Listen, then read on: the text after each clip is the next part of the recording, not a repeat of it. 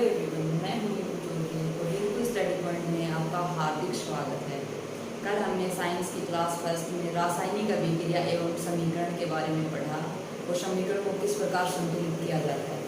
आज अपन पढ़ेंगे उससे आगे रासायनिक अभिक्रियाओं के प्रकार अर्थात टाइप्स ऑफ केमिकल रिएक्शन। रासायनिक अभिक्रियाएँ 5 प्रकार की होती हैं। सबसे पहली है संयोजन अभिक्रिया। संयोजन अभिक्रिया में क्या होता है, इस अभिक्रिया में 2 या 2 से अधिक अभिकारक जुड़कर एक एकल उत्पाद का निर्माण करते हैं। इस प्रकार की अभिक्रिया को संयोजन अभिक्रिया कहा जाता है। उदाहरण के माध्यम से समझते हैं। कार्बन और ऑक्सीजन 2 कंपाउंड मिलकर एक सिंगल उत्पाद प्रोडक्ट का निर्माण करते हैं, CO2 carbon dioxide. Carbon solid state में है और ऑक्सीजन गैस है। जब एक ठोस और एक गैस मिलके अगला उत्पाद बनाते हैं गैसीय कार्बन डाइऑक्साइड।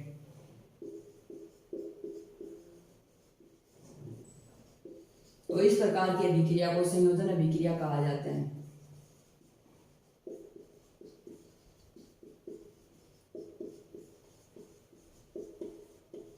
आगे रासायनिक अभिक्रियाओं का दूसरा प्रकार है वियोजन अभिक्रिया। वियोजन अर्थात टूटना। जब एक अभिकारक टूटकर 2 या 2 से अधिक उत्पाद बनाता है तो इस प्रकार की अभिक्रिया को वियोजन अभिक्रिया कहते हैं। वियोजन अभिक्रिया एक सिंगल अभिकारक 2 या 2 से अधिक उत्पाद बनाता है। इसे भी वियोजन अभिक्रियाओं को आगे 3 भागों में विभाजित किया गया है। उष्मीय वियोजन अर्थात ऊष्मा के आधार पर वियोजन, विद्युत वियोजन, विद्युत धारा के माध्यम से जो वियोजन होता है वो। थर्ड है प्रकाशीय वियोजन अर्थात सनलाइट की उपस्थिति में जो अभिक्रिया वियोजन करके अपघटित हो जाती है, इसे प्रकाशीय वियोजन कहा जाता है। नेक्स्ट स्लाइड में अपन देखते हैं वियोजन अभिक्रियाओं के टाइप्स को विस्तार से विद एग्जांपल समझते हैं।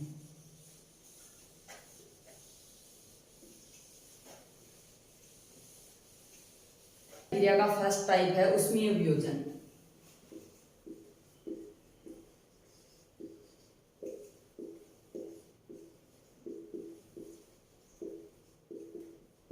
उष्मीय वियोजन में क्या होता है, एक अभिकारक ऊष्मा पाकर 2 या 2 से अधिक उत्पाद में डिवाइड हो जाता है। इस प्रकार उष्मीय वियोजन होता है।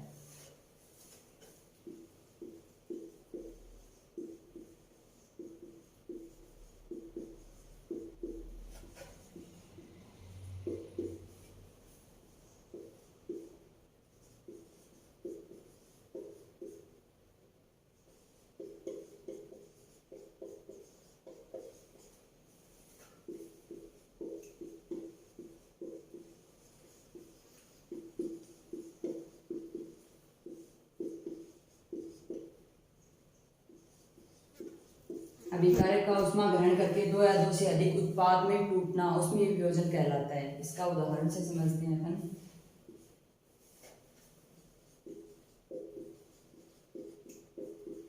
CaCO3 कैल्शियम कार्बोनेट है, एक सिंगल अभिकारक है। ये 2 या 2 से अधिक उत्पाद में टूटेगा। जब इसको हीट दी जाती है,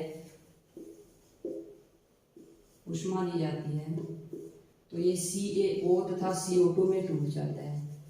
CaCO3 सॉलिड स्टेट है, ठोस अवस्था में होता है। CaO ये भी ठोस है, लेकिन CO2 गैस की फॉर्मेशन होती है। CaCO3 का रासायनिक नाम है कैल्शियम कार्बोनेट।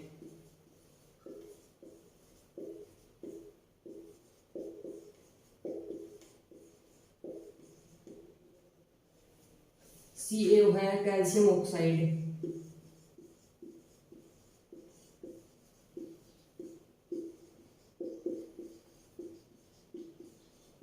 तथा CO2 है कार्बन डाइऑक्साइड।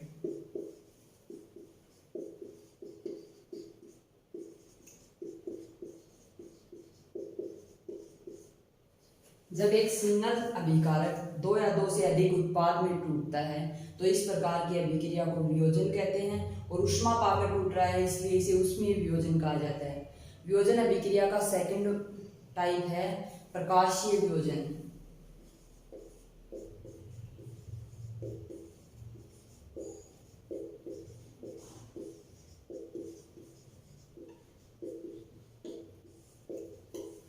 सूर्य की प्रकाश की उपस्थिति में जो वियोजन अभिक्रिया होती है उसे प्रकाशीय वियोजन कहा जाता है।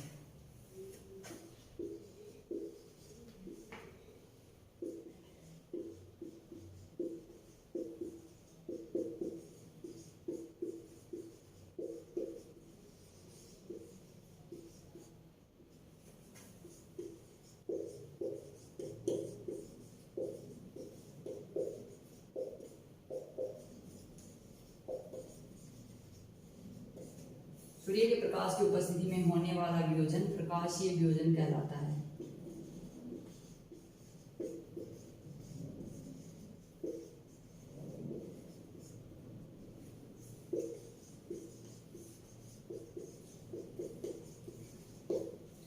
प्रकाशीय वियोजन किसे कहेंगे? जो सनलाइट की प्रेजेंस में जो एक अभिकारक दो या दो से अधिक उत्पाद में टूटेगा, इसे प्रकाशीय वियोजन कहते हैं। इसे भी अपन उदाहरण के द्वारा समझते हैं।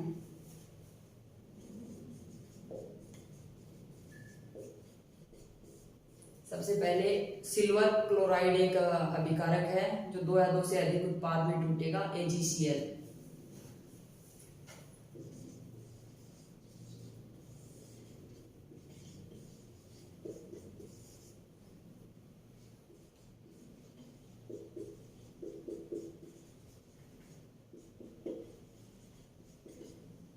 सूर्य का प्रकाश, AgCl कंपाउंड सूर्य के प्रकाश की उपस्थिति में सिल्वर और क्लोरीन दो उत्पाद में टूटता है।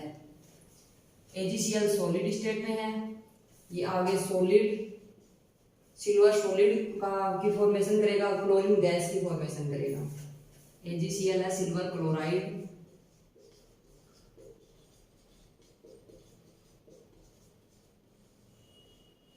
Ag है सिल्वर और Cl है क्लोरीन गैस।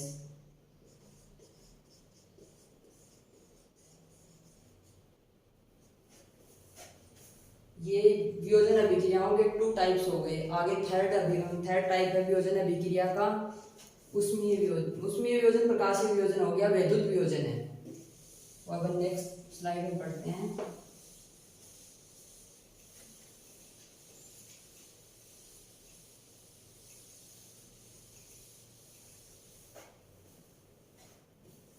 थर्ड है वैद्युत वियोजन।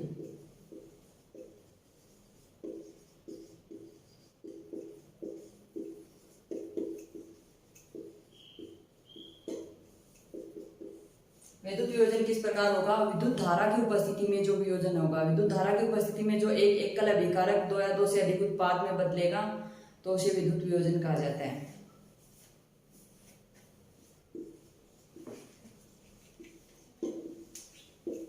विद्युत धारा के प्रवाहित होने के कारण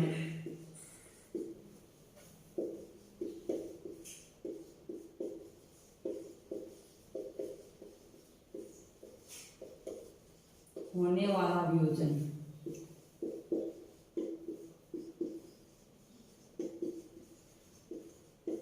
वैद्युतीय वियोजन कहलाता है।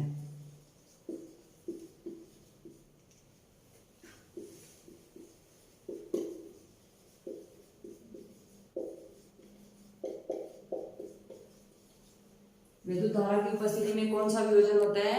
वैद्युतीय वियोजन। इसे भी अपन एक उदाहरण के माध्यम से समझते हैं।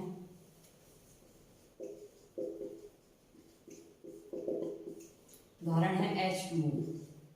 ये विद्युत धारा की उपस्थिति में H2 और O2 दो कंपाउंड में टूटता है।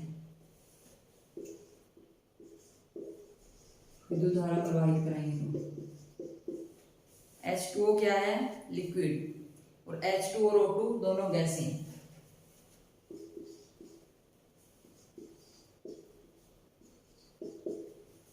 H2O जल का केमिकल फॉर्मूला है, H2 हाइड्रोजन गैस है और O2 ऑक्सीजन।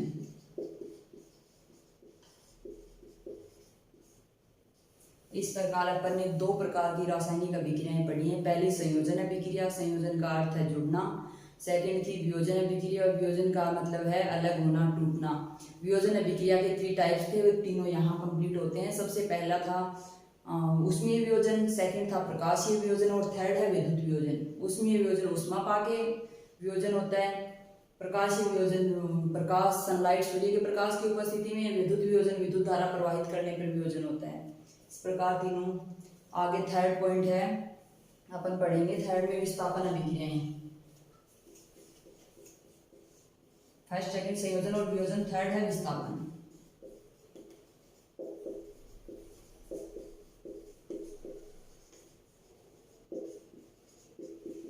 विस्थापन अभिक्रियाओं में क्या होता है? एक ज्यादा क्रियाशील तत्व है अपने से कम क्रियाशील तत्व को उसके स्थान से प्रतिस्थापित कर देता है। ये होता है विस्थापन अभिक्रियाओं में।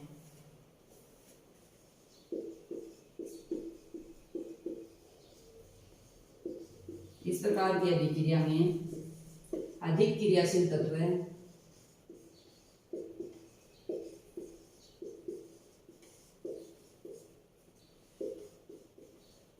कम क्रियाशील तत्व को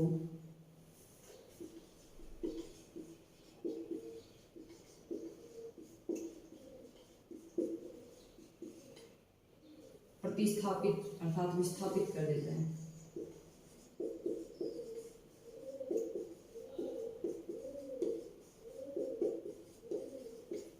इस प्रकार की अभिक्रिया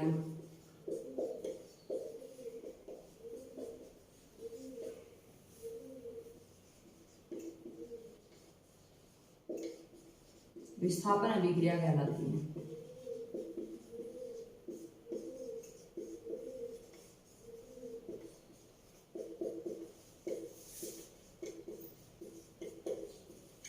विस्थापन अभिक्रिया में क्या होता है, एक अधिक क्रियाशील तत्व है अपने से कम क्रियाशील तत्व को उसके स्थान से विस्थापित कर देता है, खुद उसकी जगह आ जाता है।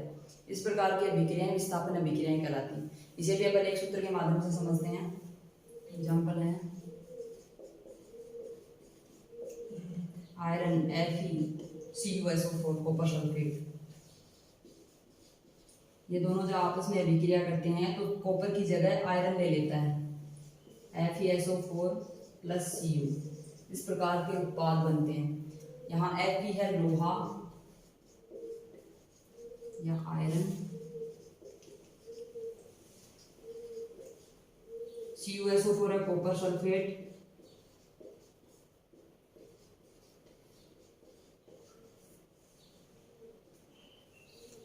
FeSO4 है आयरन का सल्फेट, लोहे का सल्फेट।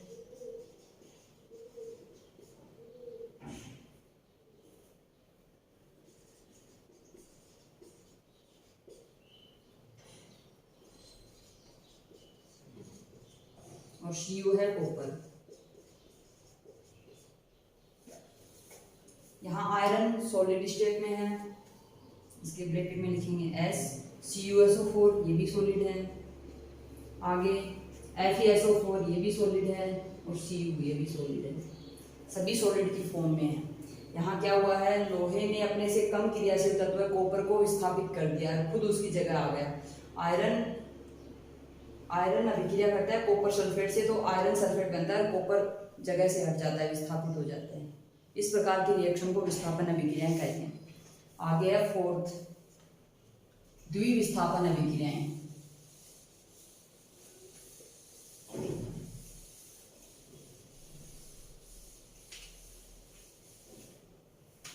फोर्थ पॉइंट है द्विविस्थापन अभिक्रियाएं।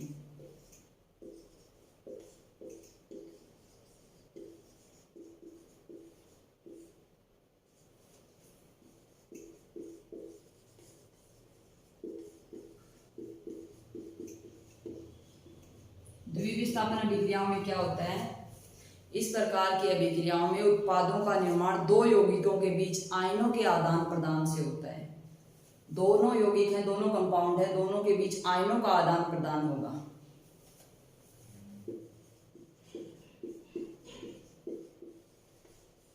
इस अभिक्रिया में उत्पादों का निर्माण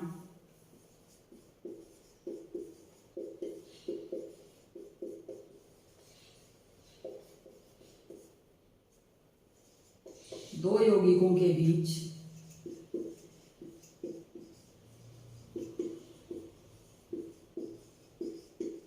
आयनों के आदान प्रदान से होता है।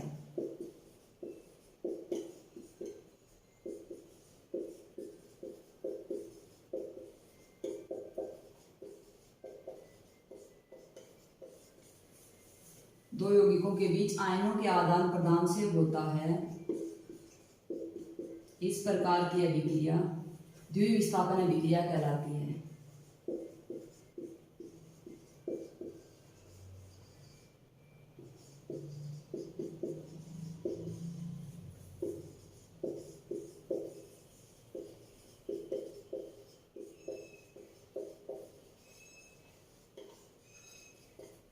द्विविस्थापन अभिक्रिया कहते हैं।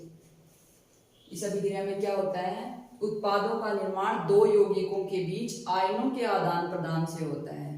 दोनों कंपाउंड में सिर्फ आयनों का आदान प्रदान होगा, स्वयं एलिमेंट का आदान प्रदान नहीं होगा। इस प्रकार की अभिक्रिया द्विविस्थापन अभिक्रिया कहलाती है, क्योंकि विस्थापन अभिक्रिया में केवल एक ही कंपाउंड में आयन का आदान प्रदान हो रहा था, यहाँ पे दो अलग अलग कंपाउंड हो गए, दोनों में आयनों का आदान प्रदान होगा। इसे भी अपन उदाहरण से समझते हैं।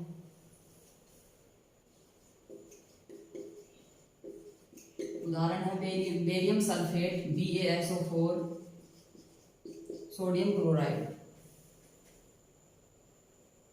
सोडियम सल्फेट बेरियम क्लोराइड एक ही बात है, ये दोनों कंपाउंड हैं।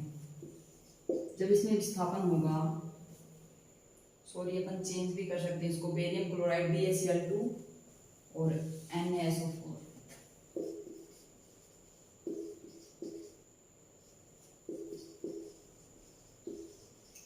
इस प्रकार की अभिक्रिया है। यह है सोडियम सल्फेट और यह है बेरियम क्लोराइड। जब ये दोनों आपस में अभिक्रिया करते हैं तो इसके आयनों में चेंजमेंट होगा। ये दोनों आयन हैं, ये प्रतिस्थापित हो जाएंगे। क्या होगा, सोडियम के पास दो, यहाँ दो है, यहाँ Cl2 के पास दो है। चलो आगे चल के देखते हैं। BaSO4 प्लस NaCl, इस प्रकार के उत्पाद की फॉर्मेशन होती है। Na2SO4 क्या है, सोडियम सल्फेट।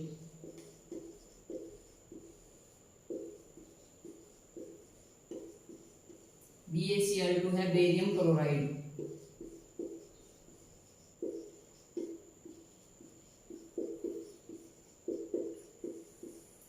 ये अभिक्रिया करके बनाते हैं बेरियम सल्फेट और सोडियम क्लोराइड।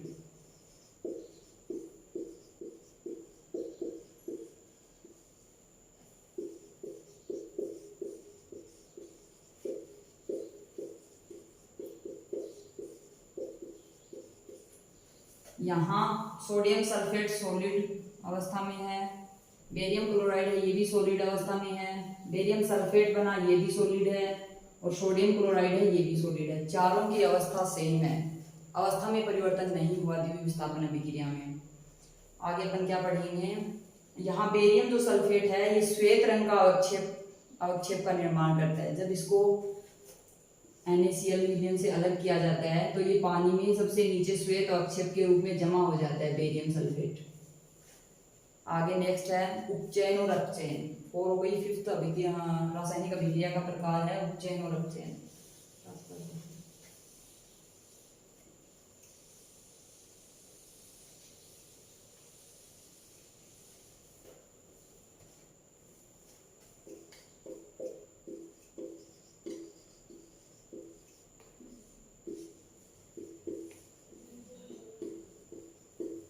उपचयन और अपचयन अभिक्रिया क्या होती है।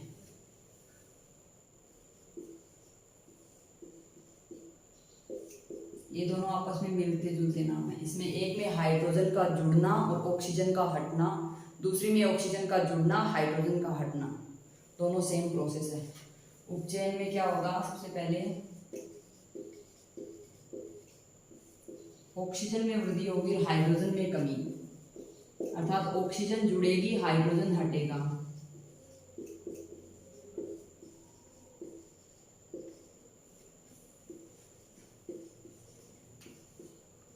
तथा हाइड्रोजन में कमी होना।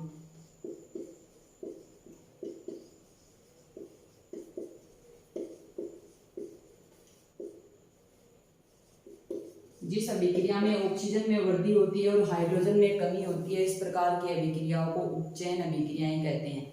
इसे भी अपन ऑक्सीजन उदाहरण के माध्यम से समझते हैं। कार्बन और ऑक्सीजन C+O2 मिलके CO2 कार्बन डाइऑक्साइड की फॉर्मेशन करते हैं। यहाँ कार्बन सॉलिड अवस्था में है, ऑक्सीजन गैस है, CO2 भी गैस की फॉर्मेशन हो रही है, अवस्था में परिवर्तन भी हो रहा है। यहाँ क्या हुआ, ऑक्सीजन में वृद्धि हुई है, ऑक्सीजन ऐड हुई है, ऑक्सीजन का जुड़ना वृद्धि होना, हाइड्रोजन में कमी होना, हाइड्रोजन का हटना वृद्धि होना, वो अपन ये भी लिख सकते हैं ऑक्सीजन का जुड़ना और हाइड्रोजन का हटना, ये भी उपचयन अभिक्रिया है। तो यहाँ ऑक्सीजन का ऐड हो रहा है, ऑक्सीजन जुड़ रही है, तो ये उपचयन अभिक्रिया है। इसमें नेक्स्ट है अपचयन। अपचयन में क्या है? हाइड्रोजन में वृद्धि होना और ऑक्सीजन में कमी होना। उपचयन का जस्ट उल्टा नीचे वाले में है। हाइड्रोजन में तो वृद्धि होना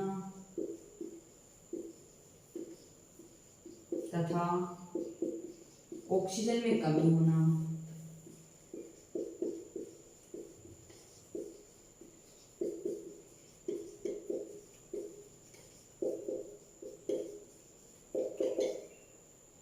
जहां हाइड्रोजन जुड़ रहा होता है और ऑक्सीजन निकल रही होती है, वहां पे अपचयन अभिक्रिया होती है, अर्थात हाइड्रोजन में वृद्धि होना, हाइड्रोजन का जुड़ना और ऑक्सीजन का हटना।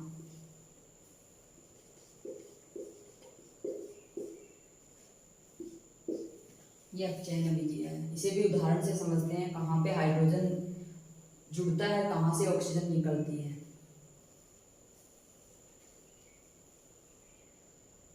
दोनों उपचयन और अपचयन दोनों अभिक्रियाएं एक ही फॉर्मूले में एक ही साथ जहां कंप्लीट होती हैं उसे रेडॉक्स अभिक्रिया कहा जाता है।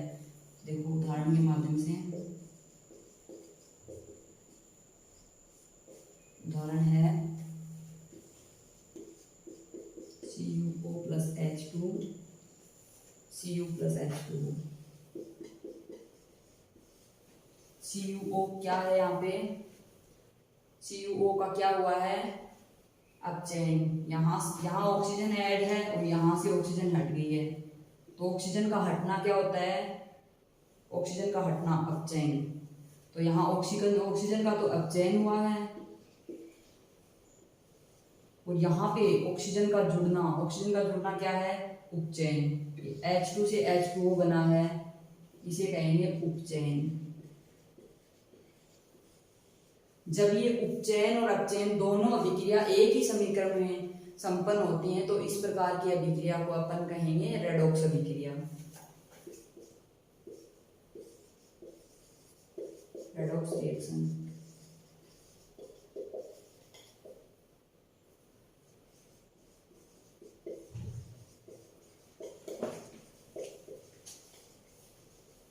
इसे अपन रेडॉक्स अभिक्रिया कहेंगे।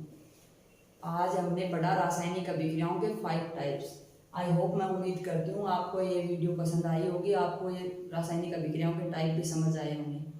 अगर आपने अभी तक चैनल को सब्सक्राइब नहीं किया है तो प्लीज़ सब्सक्राइब करें और बेल आइकन को भी प्रेस कर लें ताकि आगे आने वाली वीडियो की नोटिफिकेशन आपको सबसे पहले मिल सके। और लाइक और शेयर करना ना भूलें।